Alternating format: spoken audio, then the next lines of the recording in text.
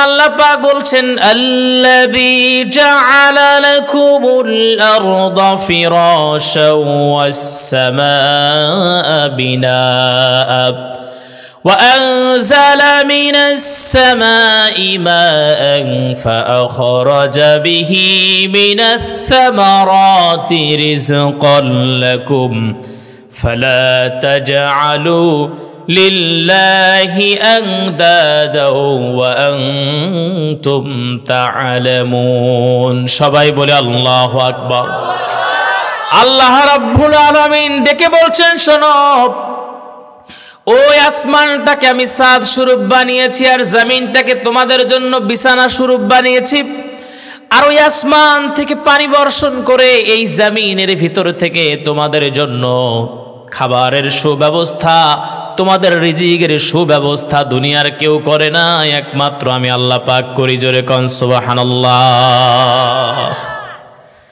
আমার ভাইরা এখন আপনারা মনে করবেন কেমনে সম্ভব আমরা তো চারা বুনে দিয়ে আসি এরপরে তো ধান হয় চিন্তা করলেন না সেই চারা বীজ হলো খড়কুটা মাত্র সেইটাকে মাটির ভিতরে কাদার ভিতরে পুঁতে দিয়ে আসলেন বড় হয়ে গেল সবুজ হলো সেখান থেকে ধানের ছড়া কে দিল এই চিন্তা যদি কোনো মানুষ করে আল্লাহর কসম কাফের থাকতে পারবে কখনো মুনাফিক থাকতে পারবে আল্লাহর কাছে আসতে হবে তাহলে কিভাবে আসতে হবে মানে আল্লাহর সিজদায় তাকে অবনত হতে হবে তাকে আল্লাহর প্রশংসায় লিপ্ত হতে হবে এরকম উদাহরণ যদি আমি বলতে চাই সূরা আর রহমানের ভিতরে আল্লাহ পাক বলছেন ফাবিআইয়ি আলাই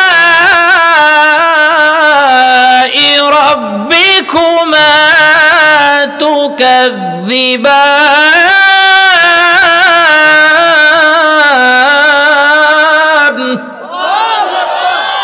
আল্লাহ পাক বলেন কোন নিয়ামতের অস্বীকার করবা অস্বীকার করার কোনো সোর্স নাই বান্দা অস্বীকার করবা সেই সুযোগ নাই আমার ভাইরা আমার বন্ধুগণ এইবার শুনেন যেই কথাটা বলতেছিলাম আল্লাহ পাক তিনটা নিয়ামত আমাদেরকে দান করেছেন তিনটা নিয়ামতের এক নাম্বার নিয়ামত আল্লাহ পাক যেইটা দান করলেন সেই নিয়ামতটার নাম হলো কোরআন আল কারীম যেই কোরআন আল কারীম আল্লাহ পাক আমাদের রাসূলের উপর নাজিল করেছেন জোরে কোন সুবহানাল্লাহ এইটা হলো এক নাম্বার নিয়ামত আমি খুব লম্বা চওড়া কথা বলি না অল্প সময় কথা বলবো কিন্তু যা বলবো খুবই গুরুত্বপূর্ণ এবং বোঝানোর চেষ্টা করব আপনারা থাকবেন তো নাকি ইনশাআল্লাহ আমি কোনো প্রোগ্রামকে কখনো ছোট করে দেখি না এই জন্য দেখি না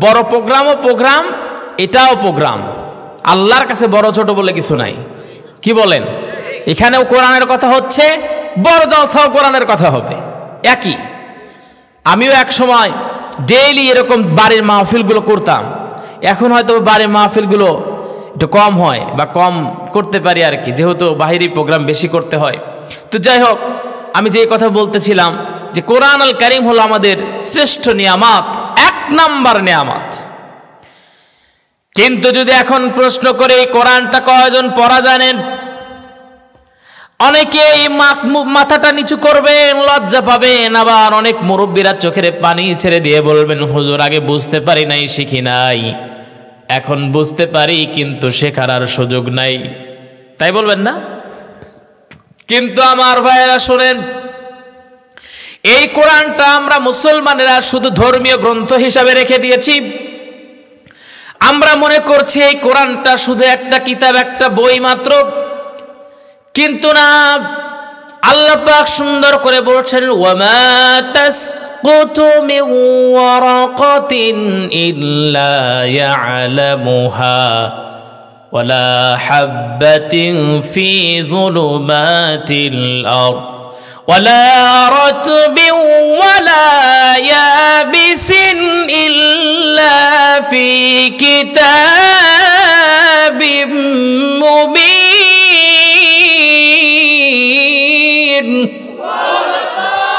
আল্লাহ পাক বলেন ওয়ামা তাসকুতু মিন ওয়ারাকাতিন ইল্লা ইয়ালামুহা বুঝানোর জন্য বলছি, যদি একটা সুন্দরবন, বড় একটা বন জঙ্গল আমাদের বাংলাদেশের, এই সুন্দরবনের ভিতরে যদি রাত 12টা বা 1টার সময়, যেখানে মানুষের পা এখনো পড়ে নাই, সেই জায়গা থেকে যদি কোনো বৃক্ষের যদি পাতা যদি জমিনে যদি পড়ে যায়, আল্লাহ পাক বলেন ইল্লা ইয়ালামুহা, আমি আল্লাহ পাকের কুদরত সেটা জেনে যায়। আল্লাহ পাকের অনুমতি ছাড়া এগুলো পড়ে।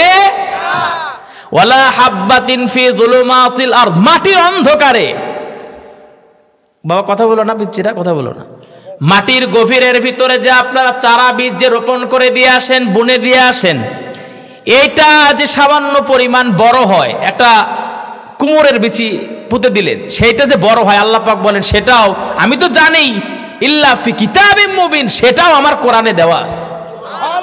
এটা উদাহরণস্বরূপ বললাম। এখন আসেন, তার মানে হলো এই দুনিয়া তৈরি করা থেকে কিয়ামত পর্যন্ত যা হবে, একজন মানুষ চলার জন্য জন্ম থেকে নিয়ে মৃত্যু পর্যন্ত সব কিছু আল্লাহ পাক এই কিতাবের ভিতরে তুলে দিয়েছে। তার মানে এই কিতাবটা আপনি পড়বেন, কিতাবটা সম্পর্কে আপনি জানবেন, কিতাব সম্পর্কে যদি আপনি মানেন, পড়েন, কিতাব সম্পর্কে যদি জানেন, সে অনুযায়ী যদি জীবনটাকে যদি আপনি গঠন করে নেন, আল্লাহর কসম দুনিয়ার আখিরাতে যিনি আপনাকে সফলতা দান করবেন তিনি কে? যুগে যুগে এই কিতাবটাকে বন্ধ করার চেষ্টা করা হয়েছে। খারাপ লাগতেছে নাকি? যুগে যুগে এই কিতাবটাকে বন্ধ করার চেষ্টা করা হয়েছে। কেন? কারণ এই কিতাব যেই জায়গায় যায় সেই জায়গায় আলো ছড়ায়। কাফেরদের টার্গেট ছিল এই কিতাবটা যেই অন্ধকারে যাবে সেখানে তো আলো ছড়াবে, তাহলে অন্ধকারের ভিতরে আমরা মানুষে ভুলায়া ভালায়া রাখতে পারবো না।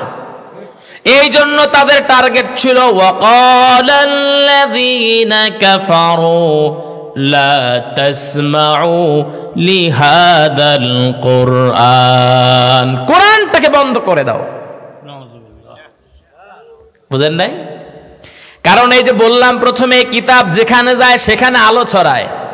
আর কাফেরদের জীবনটাই তো অন্ধকার, মুনাফিকদের জীবনটাই তো অন্ধকার। সে যেহেতু সে নিজে অন্ধকার, মানুষকে অন্ধকারে রাখতে চায়, কোরআন যেন সেই জায়গায় আলো ছড়াতে না পারে, সেই জন্য তারা কোরআনটাকে বন্ধ করতে চেয়েছে।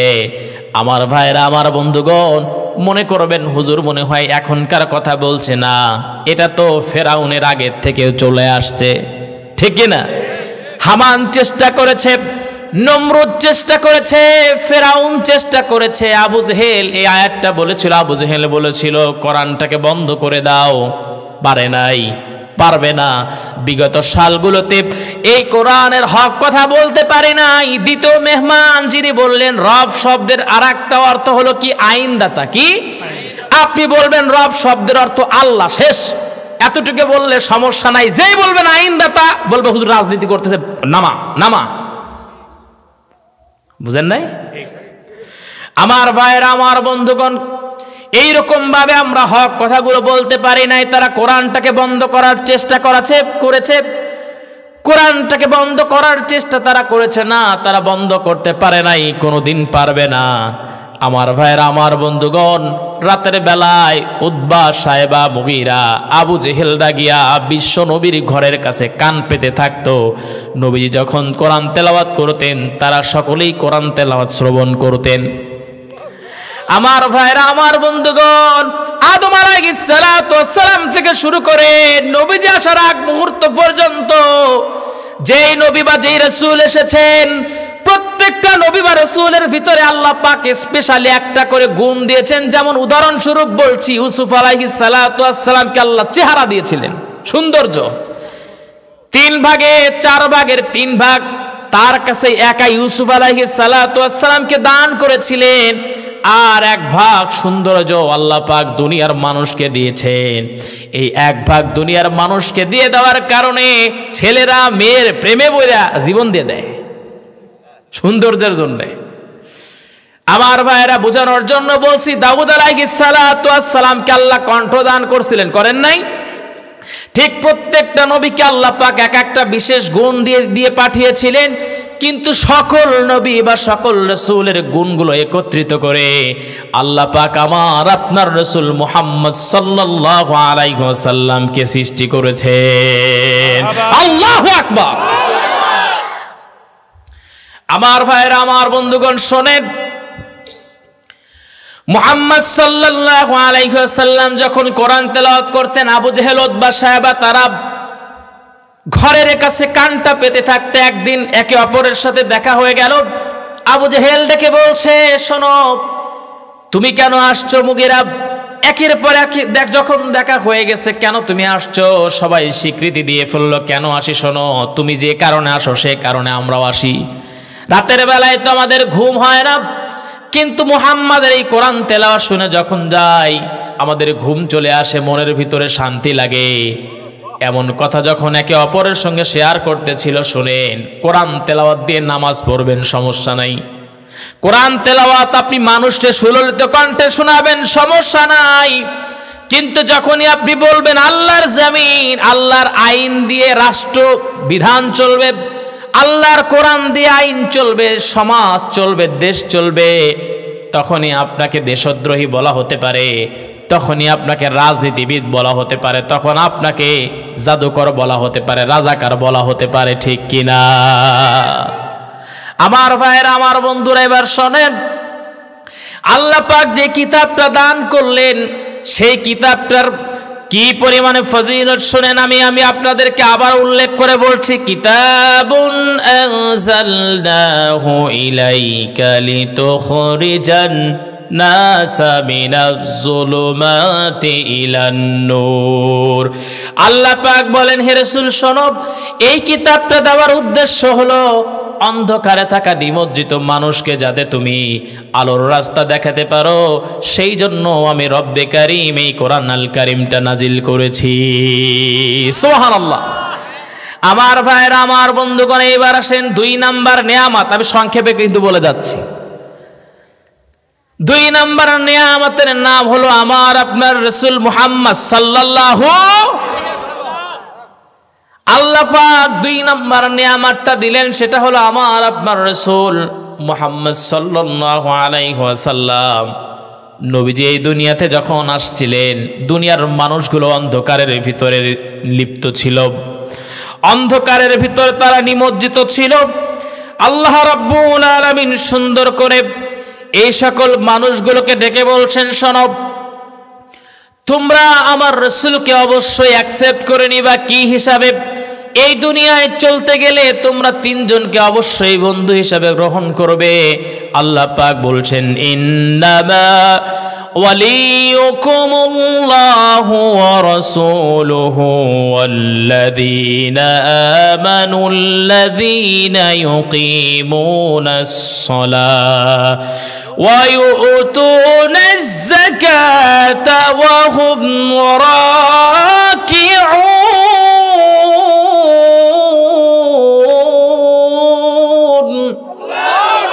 আল্লাহ পাক বলেন, এই দুনিয়ায় তোমরা 3 জন রে বন্ধু বানাবে। 1 নাম্বার বন্ধু ওয়ালিয়ুকুমুল্লাহ, আমি আল্লাহ নিজে। 2 নাম্বার হলো আমার রাসূল মুহাম্মদ সাল্লাল্লাহু আলাইহি ওয়াসাল্লাম। আর 3 নাম্বার, দুনিয়ায় চলতে গেলে বন্ধুর প্রয়োজন। তুমি নামাজ পড়ো, কিন্তু বেনামাজিকে বন্ধু বানাবা না। তুমি নামাজ পড়ো, তুমি সুদ খাও না, ঘুষ খাও না, কিন্তু সুদ খায়, ঘুষ খায়, এমন কাউরে বন্ধু বানাবা না। তার মানে তুমি 3 নাম্বার যাকে বন্ধু বানাবা, 3 নাম্বার বন্ধু হবে একমাত্র একজন মুমিন ইমানদার। সুবহানাল্লাহ। তাহলে দুনিয়ায় কাদের সঙ্গে আমরা চলবো সেটাও শিখিয়ে দিচ্ছেন যিনি, তিনি কে? আল্লাহ পাক। আমার ভাইরা, এবার বুঝেন, যারা মুমিন তারা কখনো মানুষের উপর জুলুম করতে পারে, অত্যাচার করতে পারে? একজন মুমিনকে একটা রিকশা চালকের থাপ্পড় মারতে পারে? পারে না। আমার ভাইরা শোনেন, আল্লাহ পাক বলছেন, হে রাসূল, আমি যে আপনাকে এই দুনিয়াতে প্রেরণ করেছি 2 নাম্বার নেয়ামত স্বরূপ। আল্লাহ পাক বলছেন, আমার রাসূলকে আমি দুনিয়াতে বন্ধু স্বরূপ, আমার রাসূলকে আমি দুনিয়াতে পাঠিয়েছি 2 নাম্বার নেয়ামত স্বরূপ। আর রাসূল আপনার দায়িত্ব কি শুনেন, ইন্না আরসালনাকা শাহিদাও ওয়া মুবাশশিরাও ওয়া নাযীরা। হে রাসূল, আমি আপনাকে সাক্ষী রূপে, সুসংবাদদাতা রূপে, সতর্ককারী রূপে আমি আল্লাহ পাক দুনিয়াতে প্রেরণ করেছি। অতএব আমি আল্লাহ পাক যে ওই এক নম্বর নিয়ামত কিতাবুল্লাহ, আমার কিতাবটা নাজিল করেছি আপনার উপরে, সেইটার আপনি তাবলীগ করেন, সেইটার আপনি প্রচার করেন, সেইটার আপনি প্রসার করেন। জোরে কোন সুবহানাল্লাহ। এইবার আসেন দুইটার সমন্বয়, প্রথম নাম্বার নিয়ামত আর দুই নাম্বার নিয়ামত। প্রথম নাম্বার নিয়ামত কোরআনুল কারীমটা যখন আমার আপনার রাসূল নিয়ে যখন প্রচার করতে লাগলেন, এই রাসূলের 40 বছরের আগ মুহূর্ত পর্যন্ত যখন রাসূল দাওয়াত দেওয়া শুরু করে নাই, তখন কাফেররা রাসূলকে বলেছিল, মুহাম্মদ তুমি হলে আল আমিন। রাসূলকে সত্যবাদী বলে তারাই উপাধি দিয়েছিল। কিন্তু যখন তাদের স্বার্থে আঘাত লেগে গেল, যখন রাসূল যখন দিনের দাওয়াত দেওয়া শুরু করলেন আল্লাহর আদেশে, তখন রাসূলকে বলা হলো পাগল মুহাম্মদ, তখন বলা হলো রাসূলকে ছাগল মুহাম্মদ। সবাই বলেন নাউজুবিল্লাহ। আমার আপনার রাসূলকে এমন করে অপমান করে অপদস্থ করে তারা কথা বলতো, রাসূলকে আঘাত তারা করতো। শোনেন, আমার রাসূলের গায়ে একদিন রাসূলের স্ত্রী হযরতে আয়েশা রাদিয়াল্লাহু তাআলা আনহা তিনি তেল লাগাতে ছিলেন। কষ্ট হচ্ছে নাকি আপনাদের? তেল লাগাতে ছিলেন। একদিন তেল লাগানোর সময় হযরতে আয়েশা রাসূলের পিঠ মোবারকে যখন তেল লাগাচ্ছেন, তখন দেখতে পারলেন রাসূলের দেহে পিঠ মোবারকে চাকা চাকা কালো কালো দাগ হয়ে গেছে। রাসূলকে এবার ডেকে বলছে, ইয়া রাসূলুল্লাহ, আপনার দেহে কি কোনোদিন বসন্ত হয়েছিল নাকি? কেন আপনার দেহটার ভিতরে এমনটা হলো? কেন এমন চাকা চাকা কালো কালো দাগ হয়ে গেছে? আল্লাহ রাসূলকে এই কথা বলার মাত্রই রাসূল ডেকে বলছেন, আয়েশা রে শোনো, আমার দেহে এই যে চাকা চাকা কালো কালো দাগ হয়ে গেছে, তুমি মনে করছো এই দাগ এমনি এমনি হয়েছে? না, এমনি এমনি হয় নাই, বরঞ্চ আল্লাহর কোরআন কিতাবুল্লাহ, এই আল্লাহর কোরআন এবং তার কালিমার দাওয়াত, তার দিনের প্রচার প্রসার করতে গিয়া তায়েফের ময়দানে আমি মার খেয়েছিলাম।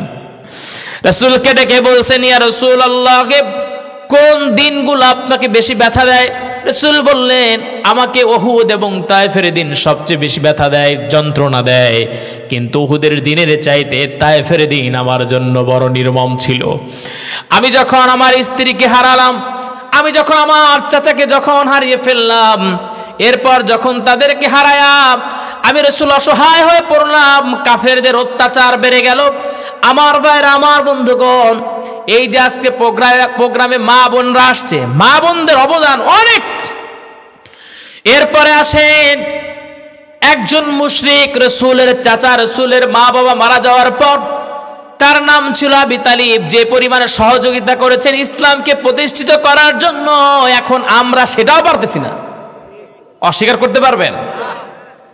বুখারী শরীফের ভিতরে আসছে, রাসূলকে তিনি যে পরিমাণে ভালোবাসা দিয়েছেন, সে পরিমাণে ভালোবাসা আমরা দিতে কোনোদিনও পারবো না, যতক্ষণ পর্যন্ত তার সন্তান আবি আলী এবং অন্য সন্তানেরা খাবার খেতে না আসতেন। বিশ্ব নবী পর্যন্ত যখন না আসতেন, ততক্ষণ এই আবি তালিব নিজের সন্তানদেরকেও খাবার দিতেন না। তাহলে কি পরিমাণে ভালোবাসতেন? আমার ভাইয়েরা, আমার বন্ধুগণ, যখন তারা দুইজনে দুনিয়া থেকে বিদায় হয়ে গেলেন, আমার আপনার রাসূল মুহাম্মদ সাল্লাল্লাহু আলাইহি ওয়াসাল্লাম দাওয়াত নিয়ে গেলেন তায়েফের ময়দানে। তায়েফের ময়দানে যাওয়ার পর সাকিফ গোত্রের মানুষেরা ওই সময় ক্ষমতার মসনদে ছিল। তাদেরকে ডেকে বলল, তারা 3 ভাই ছিল, তাদেরকে ডেকে বলল, শোনো, তোমরা 3 জন এখন ক্ষমতার মসনদে আছো, আমি মুহাম্মদ ওই আল্লাহর পক্ষ থেকে দাওয়াত নিয়ে তোমাদের সামনে উপস্থিত হয়েছি, তোমরা দিনটাকে কবুল করে নাও। এই 3 জন ভাই এক একজন এক এক ধরনের মন্তব্য করলো। প্রথম জন মন্তব্য করে ডেকে বলছে, মুহাম্মদ শোনো, তোমার মতো ইতিম এবং অসহায় মানুষকে আল্লাহ রাসূল করে পাঠিয়েছে, ভণ্ডামির আর জায়গা পাও না। তোমার কোনো পরিবারের কেউ নাই, তোমার মা নাই, বাবা নাই, তুমি রাসূল হবা কেমনে? আর একজন ডেকে বলছে, তুমি যে রাসূল, তুমি তাহলে হেঁটে হেঁটে আসলা কেন? রাসূলদের তো মুজিজা থাকে, রাসূলদের পাওয়ার থাকে, উড়ে উড়ে আসতা। আর একজন ডেকে বলছে আমি কোনো মন্তব্য করব না, যদি তুমি রাসূল হও তাহলে আল্লাহ আমার উপরে গজব নাজিল করবে, আর যদি তুমি রাসূল না হও তাহলে তো সেটা ভিন্ন কথা, অতএব আমি কোনো মন্তব্য করব না। কিন্তু মুহাম্মদ আমরা তিনজনের কেউ তোমাকে কোনো সহযোগিতা করতে পারবো না। আমার রাসূল তার আল্লাহর তার রবের দায়িত্ব বাল্লিগ তাবলীগ প্রচার করতে লাগলেন। যদিও প্রধানেরা সাপোর্ট দিল না, রাসূল তখন তাবলীগ শুরু করলেন ঘরে ঘরে গিয়া। ঘরে ঘরে গিয়া যখন রাসূল দাওয়াতি কার্যক্রম যখন শুরু করে দিলেন, ঠিক সেই মুহূর্তে এই সাকিফ গোত্রের তিনজন মানুষেরা যুবকদেরকে বলল, ওই মুহাম্মদ বলে একজন পাগল, এইবার মুহাম্মদকে তোমরা আক্রমণ করো। তখন তারা রাসূলকে আক্রমণ করে বসলো। বৃষ্টি যেমন আকাশ থেকে পড়ে রাসূলের দিকে তায়েফের সেই পাথরগুলো নিক্ষেপ করতেছিল। আমার রাসূলের দেহ মোবারকে যখন এই পাথরগুলো লেগে যায়, রাসূলের দেহ থেকে রক্ত রক্তগুলো চামড়া ফেটে রক্ত ফিনকি দিয়ে বের হয়। আমার ভাইয়েরা, অন্য কিতাবের ভিতরে দেখলাম রাসূল যখন রাস্তা দিয়ে যখন হাঁটছিলেন তখন দুই দিক দিয়ে যেই যুবকেরা বসে পড়েছেন তারা পাথরগুলো নিয়ে আর নবীজির পা মোবারক গা মোবারকে মারতেছিলেন। আমার রাসূলের দেহ থেকে রক্তগুলো গিয়া জুতার সঙ্গে এমনভাবে চাপা হয়ে গেছে, জুতা এবং পা একত্রিত হয়ে গেছে, ছাড়ে না। রাসূলের দেহ মোবারকটা রক্তে রঞ্জিত হয়ে গেছে। রাসূলের সঙ্গে ছিলেন যায়েদ বিন হারেসা রাদিয়াল্লাহু তাআলা আনহু, তিনি রাসূলকে জড়ায়া ধরলেন। একজন সাহাবী, তিনি এত পরিমাণ কষ্ট স্বীকার করলেন তবু রাসূলকে প্রোটেক্ট করতে পারলেন না। দুইজন ব্যক্তি তারাই রক্তে রঞ্জিত হয়ে গেল। এক পর্যায়ে কিতাবের ভিতরে আসছে বিশ্ব নবী মুহাম্মদ সাল্লাল্লাহু আলাইহি ওয়াসাল্লাম তিন জায়গায় রাসূল বেহুশ হয়ে পড়ে যান রক্তক্ষরণে। আমার রাসূল যখন রক্তক্ষরণে যখন তিন জায়গায় সেন্সলেস হয়ে যখন পড়ে যান, যখন রাসূলের হুঁশ ফিরল, ঠিক এমন সময় জিবরিল আলাইহিস সালাতু ওয়াস সালাম এসে ডেকে বলে, ইয়া রাসূলুল্লাহ আপনার বিশ্রামের প্রয়োজন। রাসূলকে কোলে উঠায় নিলেন আর একটা পাথরের সামনে গেলেন।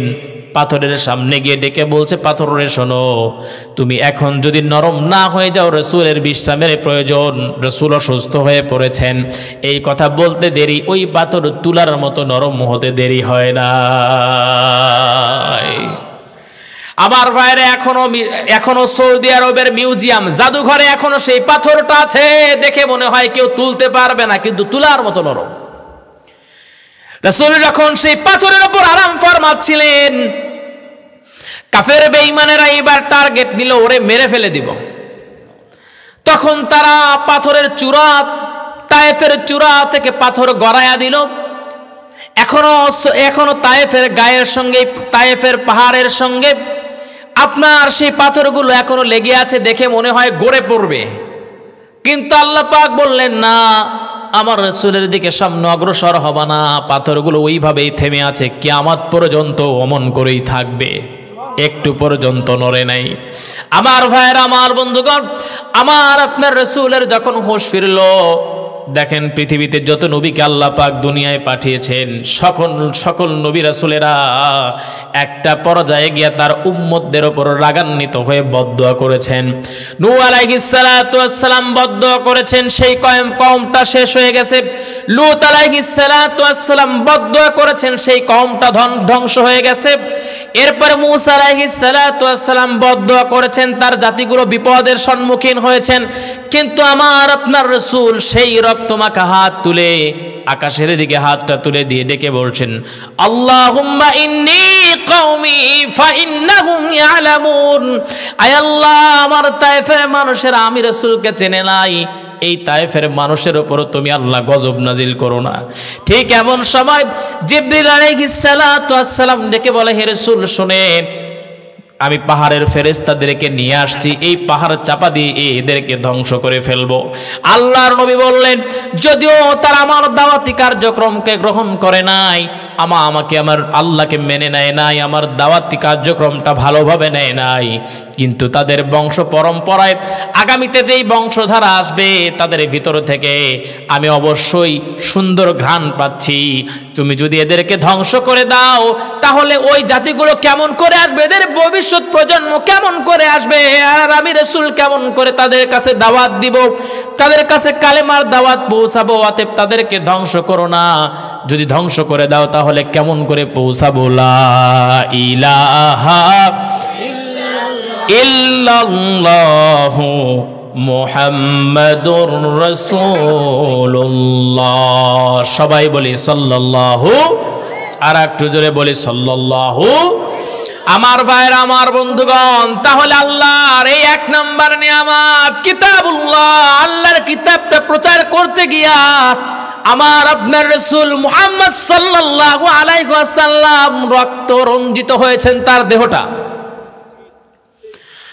আল্লাহর রাসূল যখন তায়েফের ময়দান যখন ছেড়ে 3 কিলোমিটার দূরে একটা খেজুরের বাগানে যখন সামনে অগ্রসর হলেন, সেখানকার খেজুরের বাগানের মালিক কর্মচারী আত্মাস তাকে ডেকে বলল, মুহাম্মাদের শারীরিক অবস্থা খুবই খারাপ, যদিও আমি ইসলাম কবুল করব না, তবুও তোমরা একটু তার কাছে একটু আঙ্গুরের রস নিয়ে যাও। রাসূলের কাছে যখন নিয়ে যাওয়া হলো, আল্লাহ রাসূল ডেকে বলল, আত্মাস তুমি আমার কাছে আমার কাছে আঙ্গুরের রস নিয়ে আসছো, আমি তো তোমার বাড়ির সব কিছু জানি, তুমি কোন কওমের নবী, কোন নবীর উম্মত তোমরা সেটাও আমি জানি, নূহ আলাইহিস সালাতু ওয়াস সালামের উম্মত তোমরা।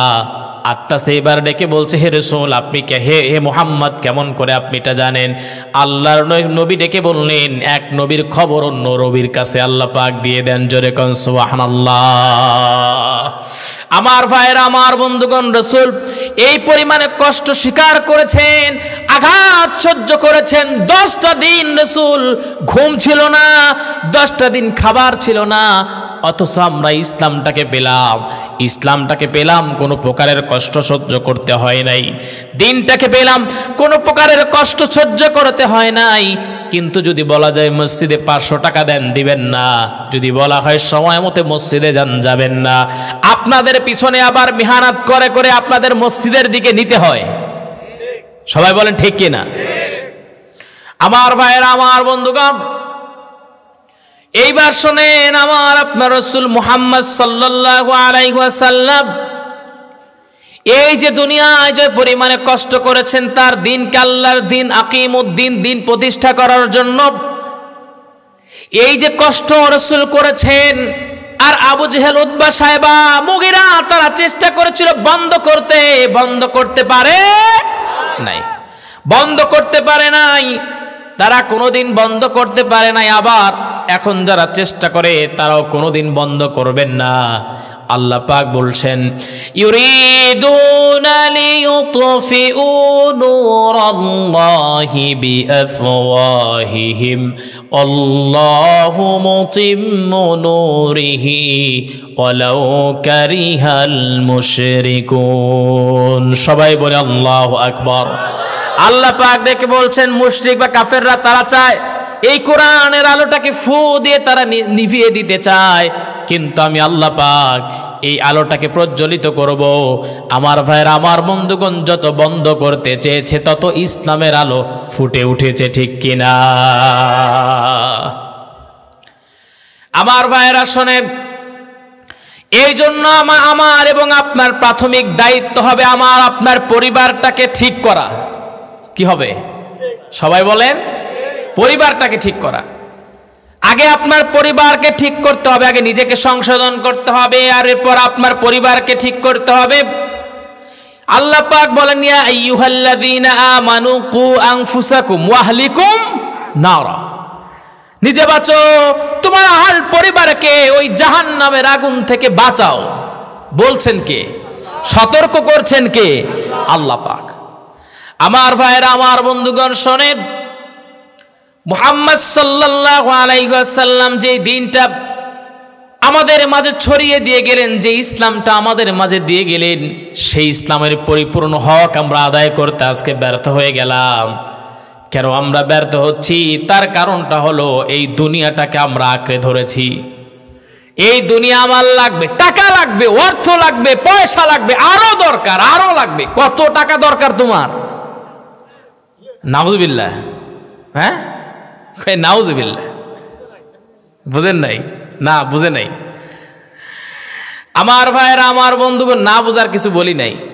তার মানে হলো টাকার দরকার আছে, অর্থের দরকার আছে, কিন্তু সব বাদ দিয়ে না। আল্লাহ পাক বলেন, ইয়া আইয়ুহাল্লাযীনা আমানু লা তুলহিকুম আমওয়ালুকুম ওয়ালা আওলাদুকুম আন যিকিরিল্লাহ।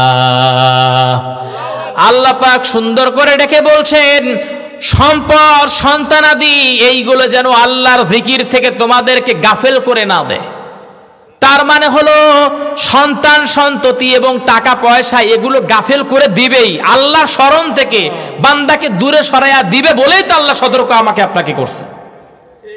তার মানে অর্থ সম্পদ আপনি কামাই করবেন, এটা হারাম পন্থায় নয়। অর্থ সম্পদ কামাই করবেন, এটা হারাম পন্থায় করা যাবে না, হালাল পন্থায় করতে হবে। সাহাবায়ে কেরামের জীবনের দিকে তাকালে ফলো করা যায়, ফলো করলে দেখা যায় তারা অর্থের দিকে তেমন ঝুঁকে পড়েন নাই।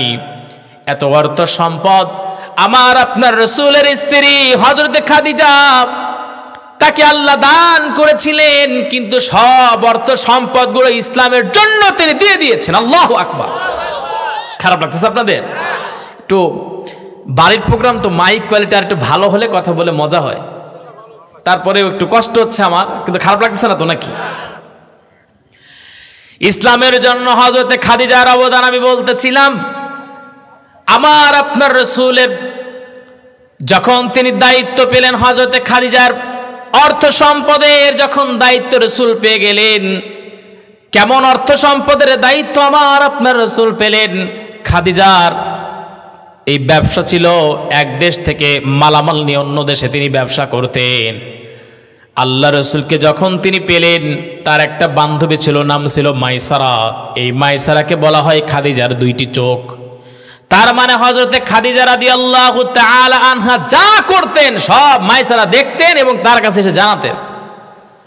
মাইসারা তাকেও খাদিজা মাঝে মাঝে ব্যবসার কাজে মুহাম্মদ সাল্লাল্লাহু আলাইহি ওয়াসাল্লামের সঙ্গে পাঠায়া দিতেন, অন্য অন্য কাফেলাদের সঙ্গে পাঠায়া দিতেন। এই মাইসারা একদিন ডেকে বলছে, ও খাদিজা শোনো, তোমার কাছে এখন এই মুহূর্তে যেই ব্যক্তি তোমার এই দায়িত্ব কার্যক্রম নিয়েছে, দায়িত্ব নিয়েছে ব্যবসার, সেই মুহাম্মদ যেই জায়গায় যায় সব জায়গায় শুধু উন্নতি আর উন্নতি। যেখানে মুহাম্মদ যায়, যেই জায়গায় হাত লাগায়, সেই জায়গাটা আল্লাহ পাক সোনা বানায়া দেয়। এইবার মাইসারা ডেকে বলছে, খাদিজা শোনো, মুহাম্মদ যেই জায়গায় যায় সেই জায়গায় উন্নত হয়ে যায়। তোমার ব্যবসার অবস্থা দেখো দিন দিন আরো উন্নত হচ্ছে। আবার শোনো, মুহাম্মদ যখন মরুভূমির ভিতরে যখন আমাদের সঙ্গে যায়, তখন কিন্তু আমরা ক্লান্ত হয়ে যাই না। কারণটা হলো একটা মেঘ মুহাম্মদকে ছায়া দেয়, সূর্যকে, সূর্যের তাপকে আড়াল করে ফেলে। তার মানে বোঝা যায় মুহাম্মদ সাধারণ কোনো মানুষ নয়, বরঞ্চ মুহাম্মদ হলো শ্রেষ্ঠ একজন মানুষ। খাদিজা এবার বললেন, তাহলে তার দেরি করা যায় না মাইসারা, তাহলে তো একটা প্রস্তাব দেওয়া যাক। প্রস্তাব যখন দিয়ে ফেললেন, হযরতে খাদিজা যখন প্রস্তাব দিলেন, হযরতে আবি তালিবের কাছে যখন প্রস্তাব দিলেন, আবি তালিব এবার ডেকে বলছে, মুহাম্মদ রে শোনো, খাদিজা এত অর্থ সম্পদের মালিক, ওই মহিলা তোমাকে বিবাহের প্রস্তাব দিয়েছেন। আমার আপনার রাসূল বললেন, চাচা আপনি আমার বর্তমান গার্জিয়ান, আপনি যেটা করবেন, যেটা ভালো মনে করবেন সেটাই আপনি করেন। আমার রাসূল এই জায়গায় দেখেন, আমার রাসূল কিন্তু চাচাকে ওভারটেক করে নাই, গার্জিয়ানকে কখনো অপমান করে নাই। কিন্তু বর্তমান ছেলে মেয়ে কি তাই করে নাকি? আরে গার্জিয়ান পছন্দ হয়েছে নিয়ে আসে আগে। হ্যাঁ আমার ভাইরা, আমার বন্ধুগণ, রাসূল তাকে অপমান করলেন না, আপনি যেটা বেটার মনে করেন করেন। এই জায়গায় আর একটা পয়েন্ট আছে, নাস্তিক দ্বারা যারা রাসূলকে অপমান করে কথা বলতে চায়, রাসূলকে বলে হযরতে আয়েশার উদাহরণটা যে রাসূল নাকি নারী লোভী ছিল। নাউজুবিল্লাহ। আমার প্রশ্ন হলো, ওলামায়ে কেরাম এই কথাটা সর্বপ্রথম বলে, যদি রাসূল যদি নিজের শারীরিক চাহিদার জন্য বিয়ে করতেন, তাহলে হযরতে খাদিজাকে রাসূল কোনোদিন বিয়ে করতেন না। হযরতে খাদিজার সঙ্গে যখন বিবাহ সম্পন্ন হয়ে গেল, হযরতে খাদিজা এক পর্যায়ে আগে ইসলাম কবুল করে ফেললেন। সর্বপ্রথম রাসূল আগে তার ঘর ঠিক করেছেন। কথা বুঝেন নাই? আগে কি ঠিক করছেন? ঘর। হযরতে খাদিজা তিনি রাসূলের কাছে সর্বপ্রথম ইসলাম কবুল করেছেন। সুবহানাল্লাহ বলেন। আমার ভাইরা, এই জন্য আপনার পরিবারের মধ্যে আগে আপনার স্ত্রীরে ঠিক করেন। আপনার স্ত্রী যদি সঠিক হয়, আপনার স্ত্রী যদি সঠিক পথে যদি চলতে পারে, আপনার স্ত্রী যদি দিনদার হয়ে যায়, লিখে রাখেন আপনার মেয়েটাও দিনদার হয়ে যাবে। আপনার স্ত্রী যদি ভালো হয়, আপনার ছেলেটাও ভালো হবে। কিন্তু আপনার স্ত্রী যদি শয়তানের গোড়া হয়, তাহলে ছেলে রাত বিরাতে গিয়ে মদ খাবে, আপনার স্ত্রী জানবে, আপনারে বলবে না। মিয়া কথা বুঝেন নাই? অতএব ঘরটা ঠিক করতে হবে। হযরতে খাদিজা রাসূলের কাছে এবার সব উৎসর্গ করে দিলেন, সব অর্থ সম্পদগুলো রাসূলের কাছে দিয়ে দিলেন। এই জন্য শুনেন, মক্কা বিজয় যেদিন হলো, মক্কা বিজয়ের পর আল্লাহর রাসূল আনন্দ করবেন, এটাই স্বাভাবিক। স্বাধীনতা অর্জন আমরা করেছি। এই যে প্রধানমন্ত্রী অবসরপ্রাপ্ত জালিম শেখ হাসিনা, আপনারা তো রাগ করলেন মনে হয়, না করছেন তো? কেন করছেন বলেন তো? না, আপনারা তো তাদের আবার বেশি একটু সুযোগ সুবিধা পাইছেন। আমার ভাইয়েরা, আমার বন্ধুগণ, এই যে সে ছাত্রদেরকে, অনেক ছাত্রদের হত্যা করছে না, যখন তার পতন হলো, পতন হওয়ার পর এই যে বিজয় বুঝাতে চাচ্ছে, আমি কিন্তু ওইটা উদ্দেশ্য না। এই তার পতন হওয়ার পর মানুষেরা কিন্তু স্বাধীনতার মতো উদযাপন করছে, আনন্দ করছে না? মক্কা বিজয়ের পর আমার আপনার রাসূল মুহাম্মদ সাল্লাল্লাহু আলাইহি ওয়াসাল্লাম যখন মক্কায় প্রবেশ করলেন, রাসূল সর্বপ্রথম আনন্দ র্যালি করেন নাই, মিছিল করেন নাই। হযরত ওমরের মনটা চাচ্ছিল তিনি একটু আনন্দ করবেন, তাকবীর দিবেন, চিল্লাবেন। অন্যান্য সাহাবায়ে কেরামেরা রেডি, সবাই তাকবীর দিতে লাগলেন। কিন্তু আমার আপনার রাসূল দেরি করলেন না, একটা পুরাতন কবরস্থানে রাসূল প্রবেশ করলেন। আমি আর অল্প সময় আলোচনা করব। হযরতে আল্লাহর নবী, বিশ্ব নবী যখন একটা কবরস্থানে প্রবেশ করলেন, সেই কবরস্থানে প্রবেশ করার পর একটা ভাঙা, একটা পুরাতন কবরের সামনে রাসূল গিয়ে দাঁড়ালেন। দাঁড়ানো মাত্রই সাহাবীরা ডেকে বলে, ইয়া রাসূলুল্লাহ, ইয়া হাবিবাল্লাহ, আজকে আনন্দের দিনে আপনি এই কবরস্থানে কেন প্রবেশ করলেন? আমাদের আনন্দ শেষ। কারণ কবরস্থানে প্রবেশ করলে তো আর আনন্দ থাকে না। আল্লাহর নবী ডেকে বললেন, শোনো, আমি রাসূল কেন এই কবরস্থানে প্রবেশ করেছি শোনো। আমার সামনে যে কবরখানা রয়ে গেছে, এটা আমার সবচেয়ে দেহের, আমার কলিজা, আমার হাড়, আমার প্রথম স্ত্রী খাদিজা এই জায়গায় ঘুমিয়ে আছে। আজকে মক্কা বিজয় হয়েছে, আমার খাদিজা যদি থাকতো, আমার খাদিজার চেয়ে বেশি আনন্দিত কেউ হতো না। সেই খাদিজা চলে গেছে, যেই খাদিজা সকল অর্থ সম্পদগুলো ইসলামের জন্য অকাতরে বিলীন করে দিয়েছে।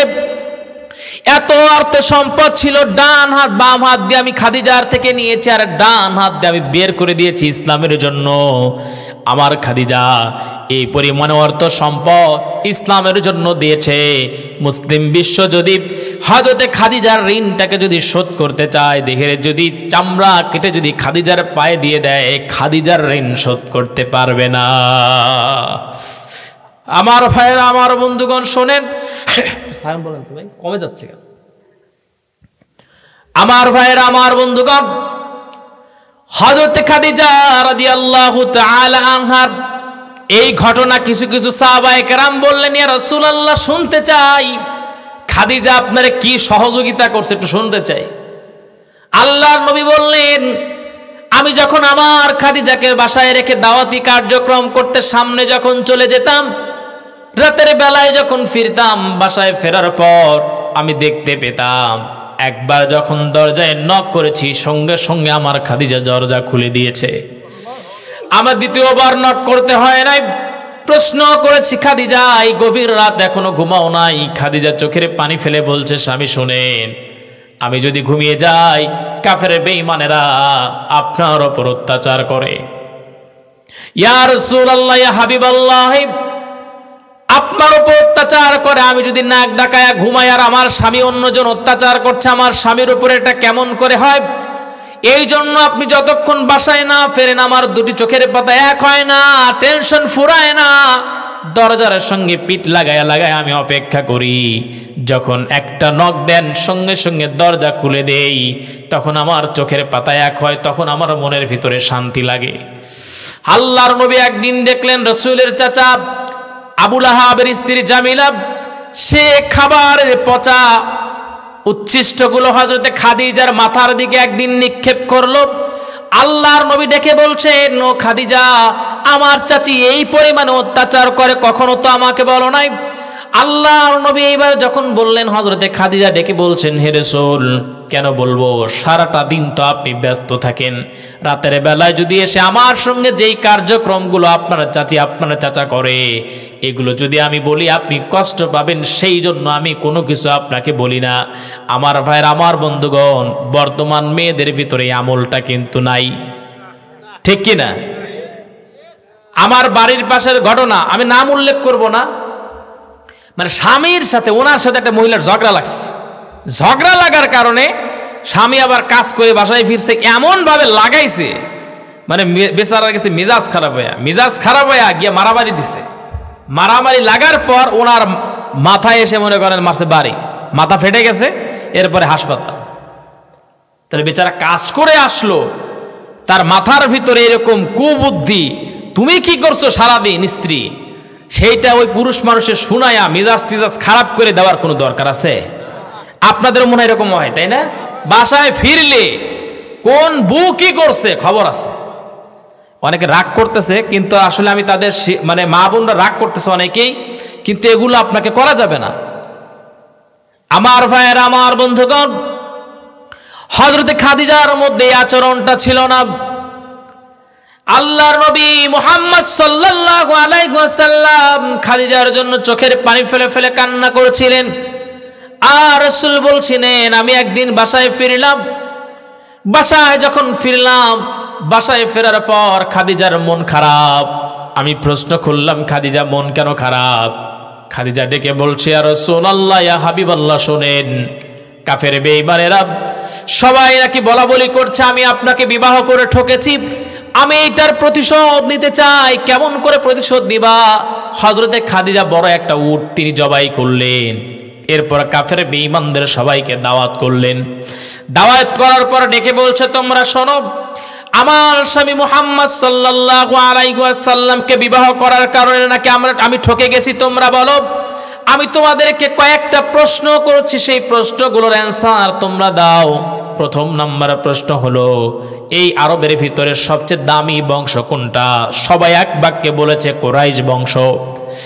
এরপরে ডেকে বলছে, বলো, এই আরবের ভিতরে সবচেয়ে সুন্দর চরিত্রের, সুন্দর আখলাকের অধিকারী কে? সবাই ডেকে বলল মুহাম্মদ বিন আব্দুল্লাহ। এই আরবের ভিতরে সবচেয়ে সুন্দর মানুষকে, দেখতে সুন্দর এমন একজন মানুষের নাম বলো। কাফেররা ডেকে বলে মুহাম্মদ বিন আব্দুল্লাহ। তেনারা সবাই ডেকে বললেন, হযরতে খাদিজা ডেকে বলছেন, এইবার তোমরা সবাই আমার দিকে মনোযোগ দাও, বংশের দিকে। আমার স্বামী মুহাম্মদ সাল্লাল্লাহু আলাইহি ওয়াসাল্লাম কুরাইশ বংশের একজন সন্তান, চেহারার দিকে আমার স্বামী সুন্দর, এইরকম সুন্দর আরবের ভিতরে কেউ নাই। এরপরে চরিত্রের দিক থেকে, আখলাকের দিক থেকে আমার স্বামী শ্রেষ্ঠ। এখন শুধু বলবা অর্থের দিক থেকে আমার স্বামী দুর্বল। আমি খাদিজাই আরবের সেরা 10 জন ধনীর ভিতরে একজন। আমি আমার সব স্থাবর অস্থাবর সম্পত্তিগুলো আমার স্বামী, আমার রাসূল মুহাম্মদ সাল্লাল্লাহু আলাইহি ওয়াসাল্লাম রে দিয়ে দিলাম। এখন তোমরা বলো, আরবের ভিতরে শ্রেষ্ঠ মহান মানবকে? সকলের মুখ ছোট হয়ে গেছে। সুবহানাল্লাহ বলতে পারেন নাই? মা বোন, আপনাদের কেমন স্ত্রী হতে হবে? এই জন্য কবি বলেন, ইয়া সাহিবাল জামালি ওয়া ইয়া সাইয়্যিদাল বাশার মিন ওয়াজহিকাল মুনিরি লাকাদ নাওয়ারাল কমার। আমার ভাইরা, আমার বন্ধুগণ, আমার রাসূলের চেয়ে সুন্দর চেহারা কারো ছিল না। ইউসুফ আলাইহিস সালাতু ওয়াস সালামের চেয়ে সুন্দর করে আল্লাহ পাক আমার আপনার রাসূলকে তৈরি করেছেন। আল্লাহু আকবার। আল্লাহর নবী মুহাম্মদ সাল্লাল্লাহু আলাইহি ওয়াসাল্লাম একদিন বাড়িতে ফিরলেন। বাড়িতে ফেরার পর দেখলেন হযরতে খাদিজার মন খারাপ, শুধু গড়াগড়ি করে কান্না করছে। খারাপ লাগতেছে আপনাদের? শেষ করে দেই নাকি বলেন? কি আবার শুরু হয়েছে? আমার একটু তো কষ্ট হচ্ছে আর কি। আল্লাহর নবী যখন বাসায় ফিরলেন, বাসায় ফিরে এবার নবীজি দেখতে পেলেন হযরতে খাদিজা উঠোনের ভিতরে গড়াগড়ি করে কান্না করেছে। আল্লাহর নবী ডেকে বললেন, খাদিজা এমন করে কেন কান্না করো? রাসূলের কথায় তিনি কোনো প্রকারে কর্ণপাত করলেন না। আল্লাহর নবী এবার উঠোনের ভিতরে গিয়ে বসলেন। নবীজির উরু মুবারকের ওপর হযরতে খাদিজার উরুর মাথাটা রাখলেন। এরপর ঠোঁটের সঙ্গে ঠোঁটটা লাগায় দিলেন রাসূল আমার, দিয়ে ডেকে বলছে, ও খাদিজা কেন এমন করে কান্না করছো? প্রেম যদি শিখতে হয় রাসূলের কাছেই শেখা উচিত, ঠিক কিনা? এই ঘটনাটা অনেকেই জানেন, তবু সংক্ষেপে বলছে। হযরত আয়েশার সঙ্গে দৌড় প্রতিযোগিতায় রাসূল প্রথমবার হেরে গেলেন। আনন্দ দিতে চাইলেন, স্ত্রীকে খুশি করতে চাইলেন। এইবার হযরত আয়েশা মনে করছেন রাসূল মনে হয় আমার সাথে দৌড়ে পারবে না। কিন্তু আমার রাসূল তো সাধারণ কোনো মানব ছিল না। রাসূলের ক্ষেত্রে যদি মানুষ শব্দটা আপনি ব্যবহার করেন তাহলে সাধারণ মানুষ এটা আপনাকে মানতে হবে, অসাধারণ মানতে হবে। কথা বুঝেন নাই? রাসূল মানুষ, আল্লাহ পাক কোরআন আল কারীমের মধ্যে বলছেন এটা, কিন্তু সেই মানুষ আমার আপনার মতো মানুষ না, অসাধারণ মানুষ। আল্লাহু আকবার। আমার ভাইয়েরা, আমার বন্ধুগণ, এইবার আর একটা দিন রাসূল হযরত আয়েশাকে বললেন, চলো দৌড় প্রতিযোগিতা হোক। এইবার আল্লাহর রাসূল প্রতিযোগিতা করলেন, হযরত আয়েশা হেরে গেলেন। কারণ রাসূল তো সাধারণ কোনো মানুষ ছিলেন না। 40 জন জান্নাতি যুবকের শক্তি রাসূলের দেহে যিনি দিয়ে দিয়েছিলেন তিনি কে? আল্লাহ পাক। আমার ভাইয়েরা, আমার বন্ধুগণ, আল্লাহর রাসূল এবার রোমান্টিক সুরে ডেকে বলছে, ও খাদিজা কেন এমন করে কান্না করো?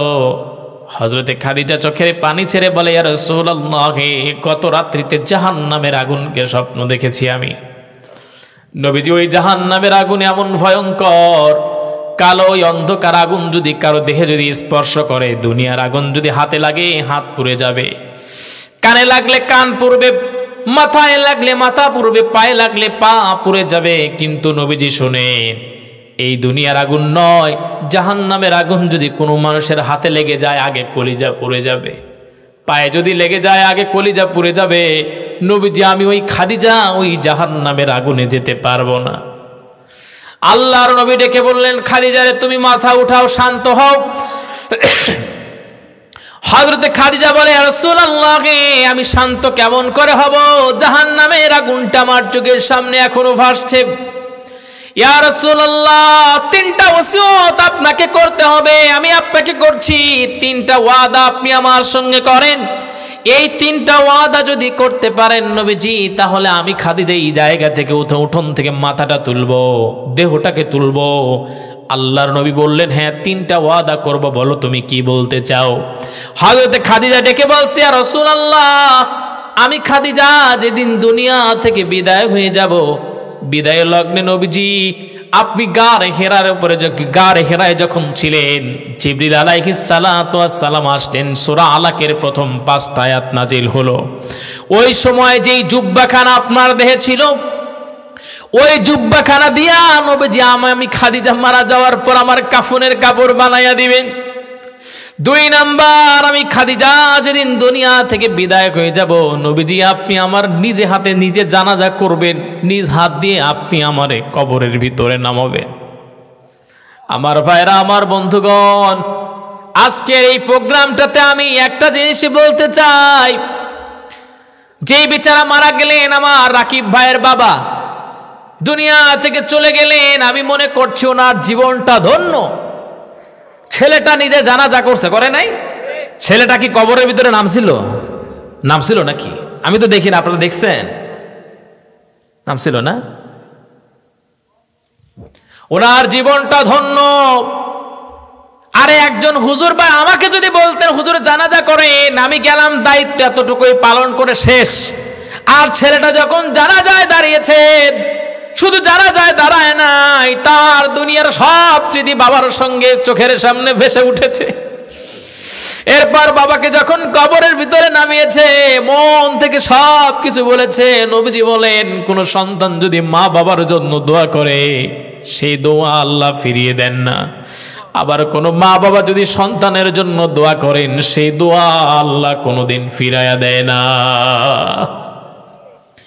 আমার ভাইরা, আমার বন্ধুগণ, আমি নিতান্তই আপনাদের এলাকার একজন মানুষ, ছোট্ট একজন মানুষ। আমি বলতে চাই না আমি না কিছুই হতে পারি নাই, কিন্তু এই পর্যায়ে আসতে গিয়ে আমাকে অনেক পরিশ্রম করতে হয়েছে, অনেক কষ্ট স্বীকার করতে হয়েছে। তবে আল্লাহ পাক এই জায়গায় নিয়ে আসছেন। কিন্তু আমি বলবো, আমার মা আমার বাবার দোয়ার কারণে আমি আজ এই জায়গায় পৌঁছাতে পারছি, তাছাড়া সম্ভব ছিল না। আমার ভাইয়ের, আমার বন্ধুগণ, আমার মা আমার জন্য কেমন করে দোয়া করে, আমি কিছু কিছু উদাহরণ আমি আপনাদের একটু দেই, শোনেন। আমি বর্তমান জুমার নামাজ পড়াই ঢাকাতে। শুক্রবার আসলে ভোরের ট্রেনে যেতে হয়, রাত ৩টার সময় ওই দিন উঠি। মা খাবার আগে রেডি করে রেখে দেয়, শেষে আমাকে খাওয়াইয়া দেয়। খাবার গ্রহণ করার পর আমি যখন বের হয়ে যাই, তখন আমার মা আমার জন্য নামাজে দাঁড়ায়। আবার তাহাজ্জুদের নামাজের সময় আমি মাঝে মাঝে ঘুমে যখন বিভোর, কান্নার আওয়াজে ঘুমটা ভেঙে গেছে কতদিন। মায়ের কান্নার আওয়াজে এতটুকু শুনতে পেরেছি, আল্লাহ আমার সাব্বিরকে কবুল করে নাও, দিনের জন্য কবুল করে নাও। আয় আল্লাহ, আমার ছেলেটাকে বিপদ বালা মুসিবত থেকে হেফাজত করো, আমার ছেলেটার শরীরটা সুস্থ রাখো। কই মা তো কোনোদিন বলতে শুনি নাই, আল্লাহ আমারে ভালো রাখো, আমারে সুস্থ রাখো, আমার হায়াত বাড়ায় দাও। বরং যদি মাকে যদি প্রশ্ন করা যায়, তোমার সব হায়াত তোমার সন্তানকে দিয়ে দেওয়া লাগবে, আমার মনে হয় মা দুইবারও ভাববে না। একটা প্রোগ্রামে গেলাম, একজন যুবক আমাকে ডেকে বলে, হুজুর আমি আপনার সঙ্গে কিছু কথা বলতে চাই। বললাম, ভাই বলেন। আমি একটু ক্লান্ত, রেস্ট নিই, তারপরে বলেন। বলে, হুজুর না সময় নাই, এখনই বলবো। আমি বললাম ঠিক আছে। বলে, হুজুর দরজা লাগাইয়া দিই। ছেলেটা কাছে আমার বসলেন, আর বসে বলছেন, হুজুর শোনেন, আমার বাবাটা দুনিয়া থেকে বিদায় হয়ে যাবার পর আমি ছোট ছিলাম, আমার মা আমাকে মানুষের বাড়ি কাজ করে করে আমাকে বড় করলো। আমি এত দূর পর্যন্ত আসলাম, বড় হলাম, কর্ম শিখলাম, বিয়ে করলাম। একটা পর্যায়ে বইয়ের অত্যাচারে আমি আর আমার মাকে সরাইয়া দিলাম দূরে। মা একদিন আমার স্ত্রীর সঙ্গে আমার একটু কথার মন মালিন্য হওয়ার কারণে মাথা গরম ছিল। আমার মা এসে আমার কাছে কিছু টাকা চাইলেন, আমি রাগের মাথায় মাকে ধাক্কা মারলাম। মা পড়ে গিয়ে মার কপালটা কেটে যায়। পরের দিন হুজুর আমার মা মারা যায়। যখন ছেলেটা এমন কথা বলল, আমার মনে হয় এখন আমার কলিজাটা এখন আমার বের হয়ে যাবে। আমি বললাম, যুবক আর কি আমাকে বলো।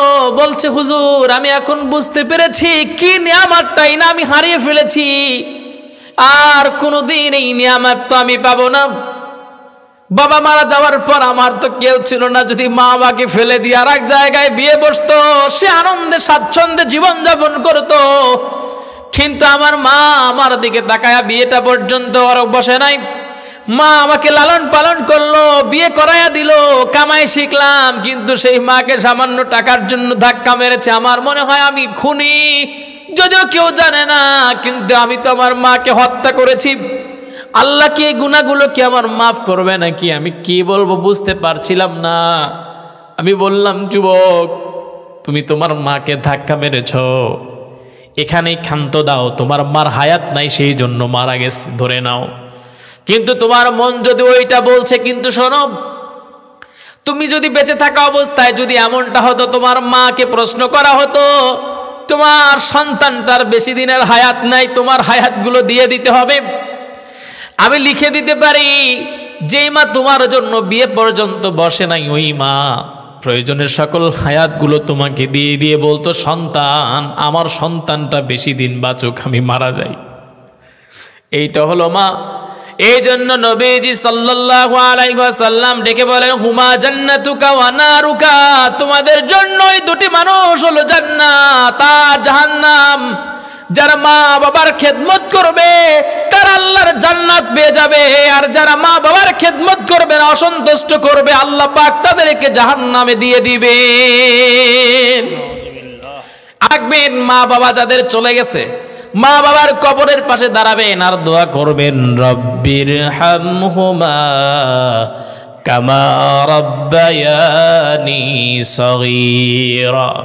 এই দোয়া যদি কোনো সন্তান মা বাবার কবরের পাশে দাঁড়ায়া যদি করে, সেই মা বাবার কবরে যদি জাহান্নামের আগুনও যদি জ্বলে যায়, আল্লাহ পাক সেই আগুনটা পর্যন্ত নিভিয়ে দেয়। আমার ভাইয়েরা, আমার বন্ধুগণ, হযরতে খাদিজার কথা বলতেছিলাম, খারাপ লাগতেছে? হযরতে খাদিজা রাদিয়াল্লাহু তাআলা আনহা ডেকে বলে, ইয়া রাসূলুল্লাহ, 3 নাম্বার ওয়াদা করতে হবে, আমি খাদিজা যেদিন মারা যাব সেই দিন আপনি আমাকে কবরের ভিতরে রাখার পর 3টা প্রশ্নের অ্যান্সার দিতে হবে। 3টা প্রশ্নের অ্যান্সার আমি দিতে পারবো না, আপনাকে দিতে হবে। আল্লাহর নবীজি বললেন, 2টা কথাই তোমার আমি রাখলাম, ওয়াদাবদ্ধ হলাম, কিন্তু 3 নাম্বার কথা রাখতে পারবো না। কারণ আদম আলাইহিস সালাতু ওয়াস সালাম থেকে শুরু করে আজ পর্যন্ত যত নবী পয়গম্বর শহীদ শুহাদা যারা চলে গেছে তাদেরকে নিজের প্রশ্নের অ্যান্সার নিজেকেই দিতে হয়েছে। এটাও তোমাকে দিতে হবে, আমি দিতে পারবো না। আল্লাহর নবী মুহাম্মদ সাল্লাল্লাহু আলাইহি ওয়াসাল্লাম এই কথা বলার পর হযরতে খাদিজা নাচরবান্দি ডেকে বলে, ইয়া রাসূলুল্লাহ, আমি আর উঠবো না, ওয়াদাবদ্ধ হতে হবে।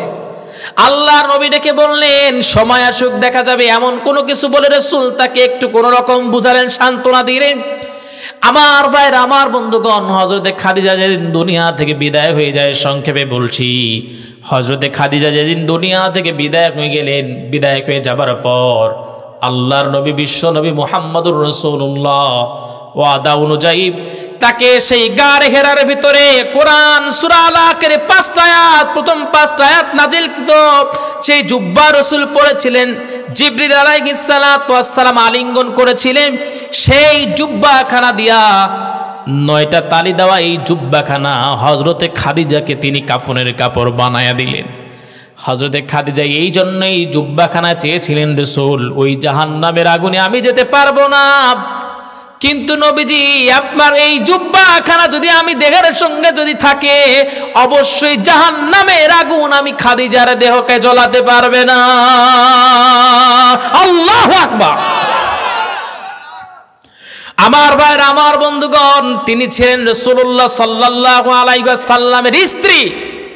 ইসলামের জন্য যার অবদান কোনো অংশে কম নয়, আল্লাহ পাক নিজে যারে সালাম জানিয়েছেন, তার যদি জাহান্নাম নিয়ে এত মাথা ব্যথা থেকে যায়, তাহলে আমি আর আপনি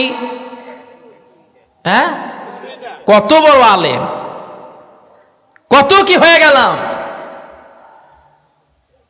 খালি ফতুয়া, ফতুয়া না, হুজুর গেরে আমার কি বলবো বলেন। হক্কানি ওলামায়ে কেরাম যারা তার দিন কায়েমের জন্য, মানুষকে হক বুঝানোর জন্য কত পরিশ্রম করছেন, রাত নাই দিন নাই। আর কিছু আছে বাংলাদেশের, তারা মানুষকে বিভ্রান্তির মধ্যে ফেলছে, আমরা বুঝতেই পারতেছি না, ঠিক কিনা?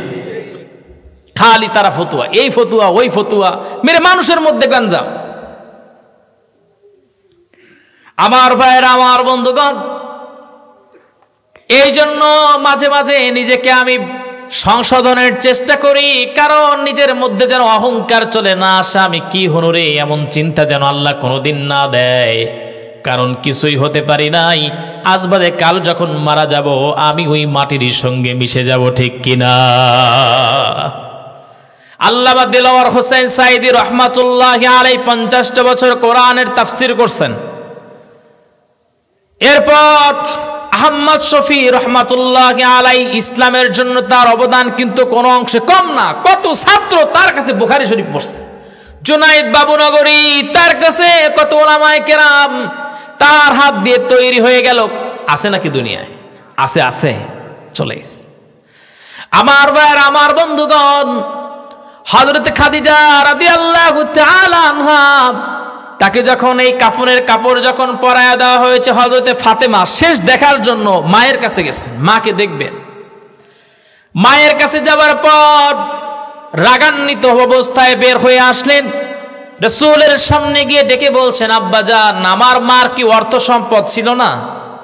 এত অর্থ সম্পদ থাকার পরেও আমার মাকে যে কাফনের কাপড়টা বানায়া দিলেন, সেটা 9টা তালি দেওয়া ছেঁড়া এমন একটা জুব্বা পরাইছেন। দামি জামা ছিল না, দামি কাফনের কাপড় ছিল না। আল্লাহর নবী ডেকে বলল, ফাতেমা, তুমি বুঝো নাই, এটা গারে হেরায় এই জুব্বা যখন পরেছিলাম তখন কোরআন আল কারীমের 5টা আয়াত নাজিল হয়েছিল সূরা আলাকের। এই কাপড়টা যদি, এই জুব্বাটা যদি একটা পাল্লায় দিয়ে দেওয়া যায়, পুরো পৃথিবীটাকে যদি আর একটা পাল্লায় দিয়ে ওজন করা যায়, আল্লাহর কাছে আমার এই জুব্বার দাম হাজার হাজার কোটি গুণ বেশি হয়ে যাবে। আমার ভাইয়ের, আমার বন্ধুগণ, 2 নম্বর, রাসূল এইবার তার ওয়াদা অনুযায়ী নিজেই জানাজা করলেন, কবরের ভিতরে নামালেন। হযরত খাদিজাকে যখন কবরের ভিতরে নামালেন, চোখের পানি ফেলে ফেলে রাসূল কান্না করতেছিলেন, কারণ রাসূলের কষ্টের দিনের সঙ্গে ছিল হযরত খাদিজা, দুঃখের দিনের সঙ্গিনী ছিল হযরত খাদিজা। হযরত আয়েশা একদিন রাসূল কে তিনি রাতের বেলায় বিছানায় পেলেন না, দেখলেন রাসূল কোথায় যেন চলে গেছেন। হযরত খাদিজা এইবার আল্লাহর নবীকে তিনি খুঁজতে লাগলেন। হযরত আয়েশা তিনি একটা কবরস্থানের ভিতরে পেয়ে গেলেন। এইবার রাসূলের যখন পিছনে পিছনে তিনি দাঁড়িয়ে আছেন, রাসূল দোয়া করতেছিলেন। হযরতে আয়েশা রাসূলের পিছনে হাত তুলে দোয়া করতেছিলেন। আল্লাহর নবী দোয়া করতে করতে যখন বললেন, আল্লাহ, এই দুনিয়ার সংক্ষিপ্ত জীবনে আমার খাদিজারে তুমি ছিনায়া নিয়েছো, কিন্তু আখিরাতের ওই লম্বা সময়ে যেদিন আমার খাদিজাকে আমি ছেড়ে দিতে পারবো না, মানে আমার খাদিজাকে আর ছাড়তে হবে না, এই লম্বা সময়ের জন্য তোমার কাছে আমি আমার খাদিজাকে ভিক্ষা চাই। হযরত আয়েশার তখন মন মেজাজ খারাপ হয়ে গেল, কারণ সতীন তো, এক মেয়ের প্রশংসা আর এক মেয়ে শুনতে পারে না। স্ত্রীর কাছে গিয়া রাস্তায় কেমন মেয়ে দেখছেন এইটা ভাই ভুলেও বলবেন না, তাইলে কিন্তু খবর আছে। আমার ভাইয়েরা, আমার বন্ধুগণ, হযরত আয়েশা রাদিয়াল্লাহু তাআলা আনহা এবার চলে আসলেন বাসায়। রাসূল গেলেন বাসায়, যখন ফিরে গেলেন, হযরত আয়েশার মনটা খারাপ। রাসূল কাছে গিয়ে যখন শুয়ে পড়লেন, আল্লাহর নবী বললেন, আয়েশা, আমার পিছনে পিছনে কি গিয়েছিলে? হ্যাঁ, গিয়েছিলাম। মানে রাসূল প্রশ্ন করেন কিন্তু গরম দেখায় উত্তর দেন। হযরত আয়েশা এবার বলে, ইয়া রাসূলুল্লাহ, আল্লাহর কি আপনার কুমারী কোনো স্ত্রী দেয় নাই? ওই বুড়ি মহিলার আপনি এখনো বলতে পারেন না? হযরত আয়েশা বলেন, আমি আমার রাসূলের এমন আচরণ কখনো দেখি নাই। রাসূলের মুখটা যেন বেদানার রসটা চিপলে যেমন লাল হয় তেমন লাল হয়ে গেল। রাসূলের দেহের লোমগুলো দাঁড়ায় গেল। রাসূল রাগান্বিত হয়ে গেলে এমন হয়ে যেতেন, মুখটা লাল বর্ণ ধারণ করলো। রাসূল বলল, আয়েশা শোনো, আমার কষ্টের দিনে আমার খাদিজা ছিল, তোমরা আমার সুখের দিনের সঙ্গিনী। আর মক্কার জমিনে হযরতে খাদিজা ছিল আমার কষ্টের দিনের সঙ্গিনী। অতএব তোমাদের চেয়ে আমি আমার খাদিজাকে ভালোবাসি কখনোই আমাকে এইটা নিয়ে প্রশ্ন করতে পারবা না। আমার ভাইয়ের, আমার বন্ধুগণ, এরপর আল্লাহর রাসূল যখন কবরের ভিতরে যখন তাকে নামায়া দিলেন, রাসূল এইবার মাটি চাপায়া দেওয়ার পর তিনি কবর ছাড়েন না। হযরতে আবু বকর বলে, ইয়া রাসূলুল্লাহ, আপনি কি বাসায় ফিরবেন না? আল্লাহর নবী চোখের পানি ফেলে ফেলে কান্না শুরু করলেন। আর ডেকে বলে, আবু বকর, যে ঘরের ভিতরে আমার খাদিজার সঙ্গে বসবাস করলাম, সেই ঘরে গিয়ে দেখবো খাদিজা নাই, আমি রাসূল কেমনে সহ্য করব? ও আবু বকর, শোনো, আমার খাদিজা আমার কাছে 3টা প্রশ্নের ওয়াদা করেছিল। এই 3 নাম্বার যে প্রশ্নটা, যে ওয়াদাটা আমাকে করিয়েছিল, কিন্তু আমি ওয়াদাবদ্ধ হইনি। 3টা প্রশ্ন যে কবরে করা হবে, এই 3টা প্রশ্ন সম্পর্কে সে ভয় পায়। আমি এই কবর ছাড়বো না যতক্ষণ পর্যন্ত আমার খাদিজা এই 3টা প্রশ্নের আনসার যতক্ষণ পর্যন্ত সাফল্যমণ্ডিত না হবে। আল্লাহর নবী বলা মাত্রই আল্লাহ পাক রাসূলের কাছে জিবরিল আলাইহিস সালাতু ওয়াস সালামকে পাঠালেন। আর জিবরিল আলাইহিস সালাতু ওয়াস সালাম ডেকে বলে, ইয়া রাসূলুল্লাহ, ইয়া হাবিবাল্লাহ, কোন খাদিজার জন্য আপনি এমন করে কবরের পাশে ওয়েট করেন। যেই খাদিজা ইসলামের জন্য সব সম্পদ দিয়েছে, যেই খাদিজা আপনি মুহাম্মদ সাল্লাল্লাহু আলাইহি ওয়াসাল্লামকে কাফেরদের হাত থেকে হেফাজত করেছে, অপমান সহ্য করতে পারে নাই, যেই খাদিজাকে আমি আল্লাহ পাক নিজে সালাম জানিয়েছি, আমার খাদিজার 3টা প্রশ্নের অ্যানসার আমি আল্লাহ পাক নিজে দিয়ে দিয়েছি। আল্লাহু আকবার। অতএব আমার ভাইয়েরা, আমার বন্ধুগণ, নিজেদেরকে এখনই শোধরাতে হবে। এই ঘটনাটা শোনার উদ্দেশ্য, বলার উদ্দেশ্য হলো আল্লাহর নবীর স্ত্রী হওয়া সত্ত্বেও হযরতে খাদিজা কেমন করে জাহান্নামকে ভয় করেছেন, কিন্তু আমাদের ভিতরে জাহান্নামের ভয় নাই। আমরা 5 ওয়াক্ত নামাজ পড়ি, সময় হলে আমরা সবাই সুদ খাই, ঘুষ খাই, আছে না? মুফতি আমির হামজা ভাই একটা কথা বলছেন, এক লোক ও সুদ খায়, আপনার ঘুষ সুদ খায়, তো বলছে যে আপনি হাজি মানুষ, আপনি সুদ খান, তো আপনি লজ্জা করে না? এই গুনাহ হবে না? বলে হ্যাঁ গুনাহ হবে না, এই জন্যই তো টাকা আমার নামে না, আমার বইয়ের নামে রাখছে। মানে সুদ খাই আমি আমার বইয়ের নামে। কত টেকনিক! এত টেকনিক আল্লাহর কাছে কুলাবে না। আল্লাহ পাক আমাদের বুঝার তৌফিক দান করেন। সবাই বলেন আল্লাহুম্মা আমিন।